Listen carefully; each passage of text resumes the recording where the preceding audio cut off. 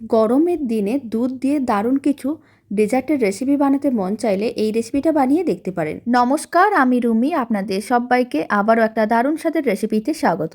রেসিপিটি বানানোর জন্য প্রথমে আমি হাফ লিটার দুধ নিয়েছি। খুব ভালো করে গরম করে ফ্লেমটা লোতে করে দিলাম। এবার 50 গ্রাম গুঁড়ো দুধ দিয়ে দিলাম। আবারও খুব ভালো করে মিশিয়ে নিতে হবে। 50 গ্রাম চিনি দিয়ে দিলাম।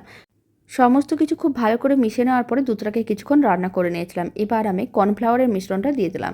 আর কর্নফ্লাওয়ারের মিশ্রণটা দেওয়ার পরে খুব ভালো করে নাড়াচাড়া করে মিশ্রণটাকে ঘন করে নিতে হবে। মিশ্রণটা ঘন করা হয়ে গেছে। আর এদিকে একটা আমি পাত্র নিয়েছি। অল্প একটু তেল, ঘি বা বাটার ব্রাশ করে নিতে হবে।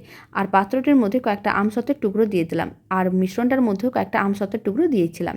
এবার খুব ভালো করে মিশ্রণটা এইভাবে পাত্রটির মধ্যে দিয়ে দিতে হবে। তারপর ঠান্ডা করে নিতে হবে। তাহলে এই ডেজার্টটা একেবারেই রেডি। বাড়িতে বানিয়ে দেখতে পারেন, ভীষণ নরম তুলতুলে হয় আর খেতেও বেশ ভালো হয়। আশা করি আপনাদেরও খুবই ভালো লাগবে।